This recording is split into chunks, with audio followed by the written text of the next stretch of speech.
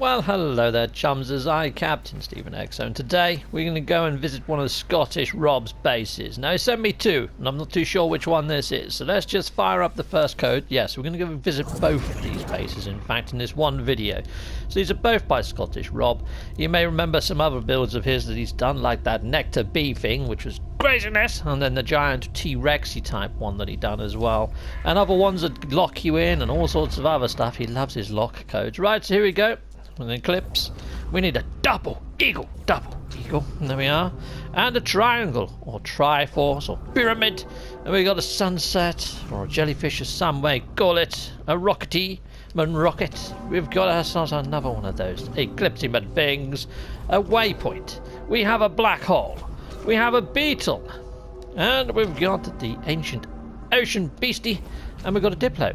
This code seems very reminiscent. I think I may even have a base in this system myself. It is the NMSA hub, so some of it is fairly similar. Tail end, front end, whatever end.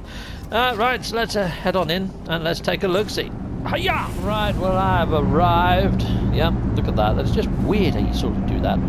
Jamie and the magic torch. Oh my days, what a frickin'ly awesome named system. I used to love Jamie and the Magic Torch with Wordsworth, his dog, going down the helter-skelter to Cuckoo Land. Jamie and the Magic Torch. If you haven't heard the theme tune to Jamie and the Magic Torch, it was proper rock out 80s style-y. YouTube it now. Right, okay, so well, actually probably not right now, not this very second while I'm doing my freaking video, because that'd just be rude, wouldn't it? That'd be rude, yeah. But yeah, right after this, if you remember, Jamie and the Magic Torch. Let's go. I'm going to break into song at random intervals now because of the naming of this system. Scottish Rod, your naming conventions are freaking ace, and I love it. If you go to, well, if you see my frigate fleet, I've actually got a frigate called Jamie and the Magic Torch. Yeah, I've named them after all my favourite 80s kid shows. So, yeah, your respect level, Mr. Scottish Rod, is going up and up in Captain Steve's freaking book. Right, so let's head on down. I haven't got a book. But let's just head on down to this base and let's check out this base. But you know what I mean? I mean, you keep building these awesome bases, surprising me with fantastic names. Man, some of this, the vast majority of this community, if we were in a pub, having a couple of drinks around a table, I don't think any of us would want to leave. And that's why I so want to do the Guildford meetup this year, chums, because last year was so much fun. And I'd imagine with the additional chums that I've made in this community, it would be even more fun. Right, okay, well, this is taking a little while to load. If you press the options key, after it's done the autosave at the bottom, press the options key. Sometimes it sucks all the iteration in and loads it in one hit. That's what I've found anyway. It's not working with this base.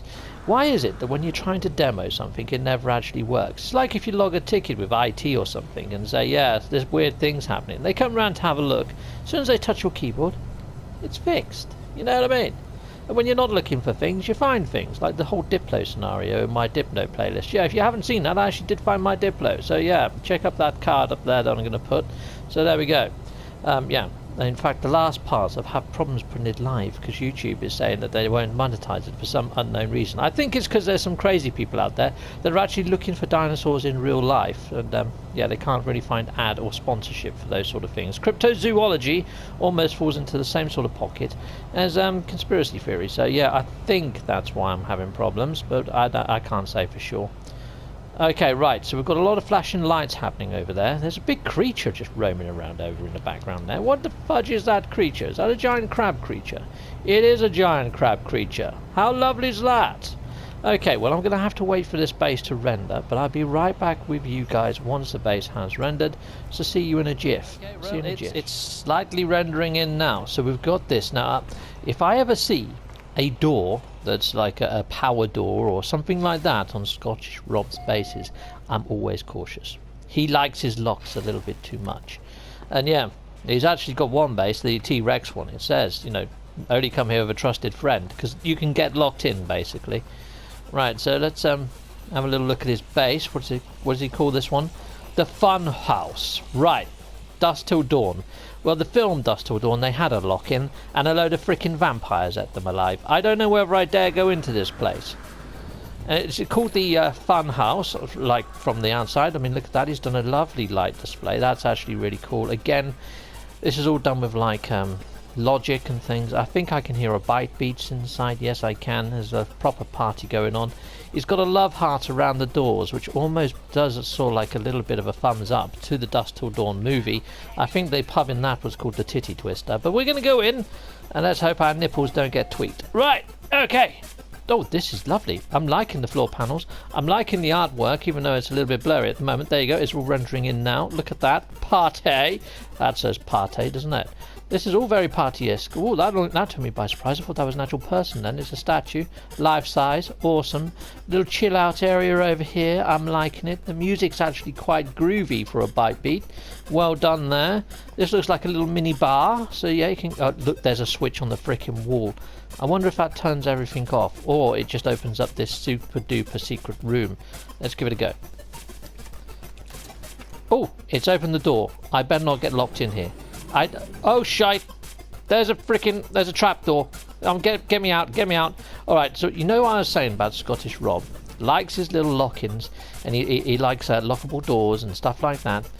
That's where the vampires are. I'm not going down there. I'm not even going to entertain that, Scottish Rob. If you want to show people what's down there, you do it in your own time. I'm not getting frickin' stuck. Right, so let's go up here and let's have a look around here. Oh, right. Well, there's a load of collectors over here. And look, he set them back from the window so I can't get to the gits. Usually I can get to them and nick them, but he stopped that from happening. Here's all of his DJ booth. This is quite nice. There is another door down the back there. Look, all the way over there. Maybe you can get in to get to his harvesters that way, but he does like to have these little mini puzzles for people to try and solve. For me, the whole lock-in thing is not fun.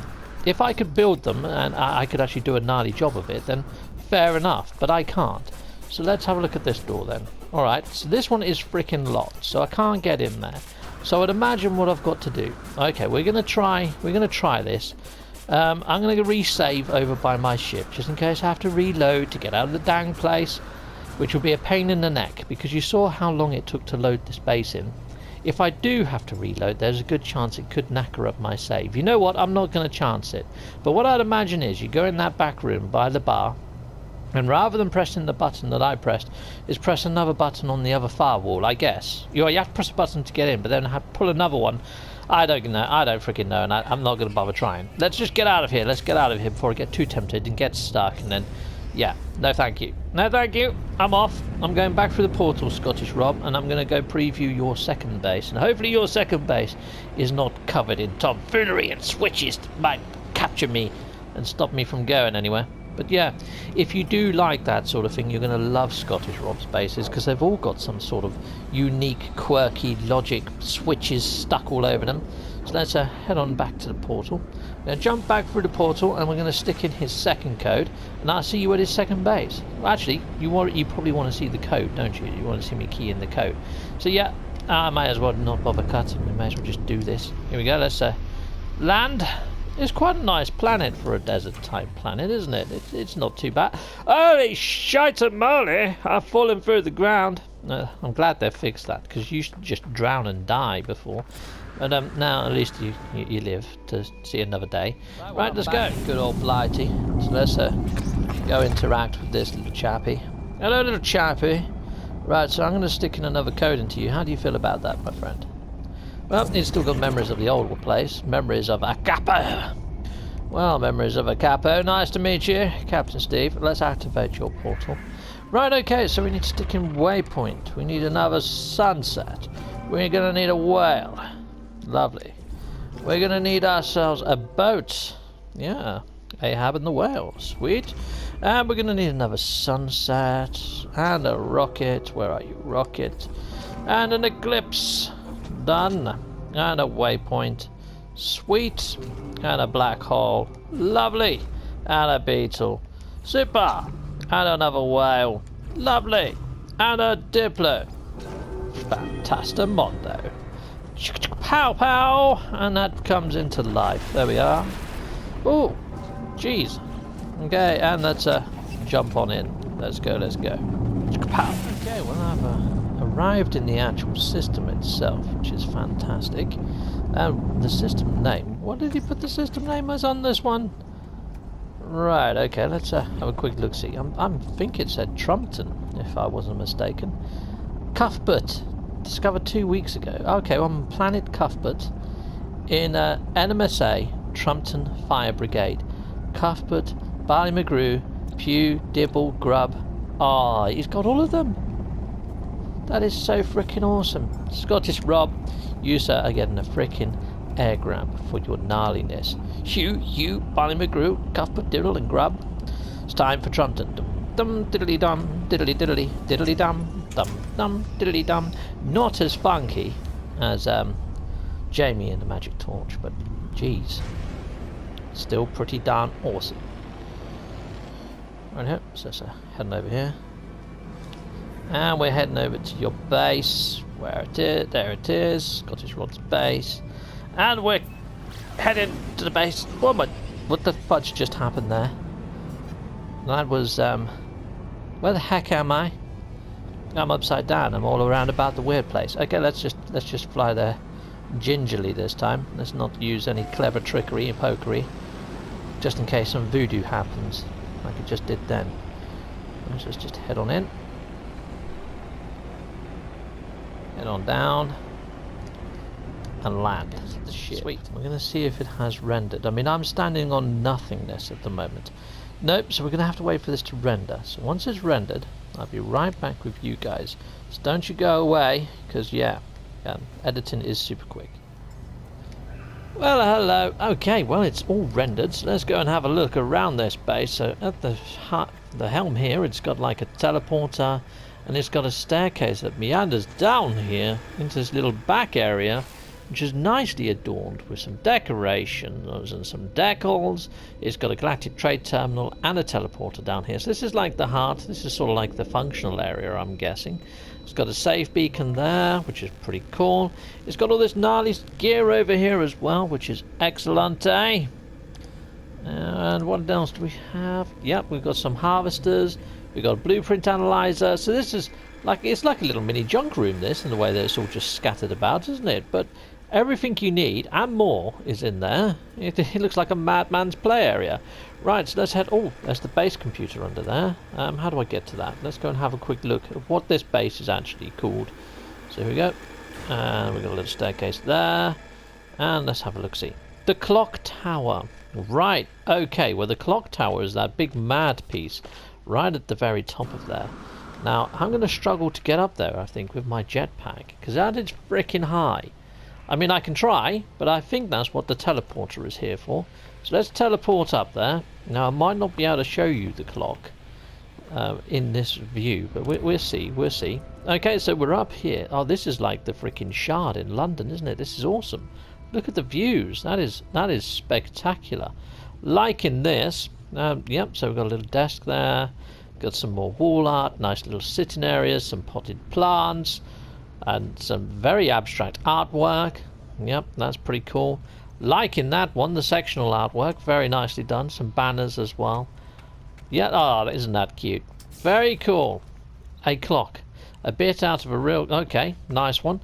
Well, let's have a look at it. Oh, we've got a bite beat as well. Got a little city down area. Lovely. Right. Now, that's a crazy amount of freaking switches. Like, a super crazy amount of switches to make a clock. Okay, well, the clock is up there, and it actually works in real time. So let's just go up here and have a quick look-see. Now, for this to see it properly, it needs to be seen in night time. I mean, there is a flashing indicator. See that flashing indicator in the center? I believe that's for seconds. But if I just go into camera mode and we chuck this into night time, you should be able to see that one of the panels is illuminated. So that, I think, indicates the hour or the day or the minute or something. Because there you go. So that's over on 1 at the moment. So yeah, that could be something. That could be how it works. I'm not 100% sure, but it's a clock. Yeah, trust me, it's a freaking clock, and I think it does work. It's just I'm not very good at telling the freaking time.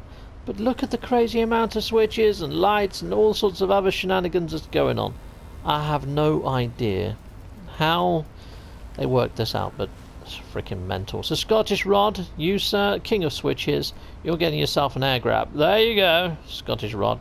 Nice one. Thanking you for putting this in the NMSA hub. It really is a treasure trove of wires.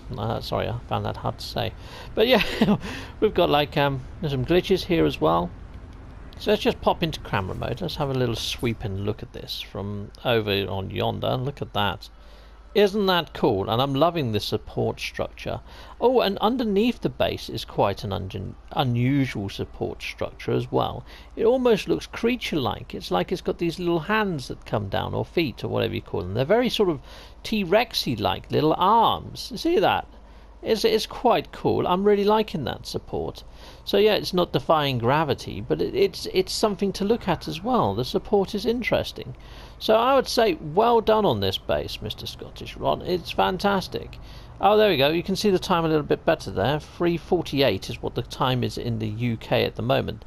So I'd imagine that one that's illuminated right now is for the 48. So it's 10 to the hour. But seeing what hour it is, I'm not too sure. I think it must alternate and bounce onto something else after a while, but I'd have to keep going in and out of camera mode to see it effectively. There you go, look, there you go. The other panel's lit up now for free.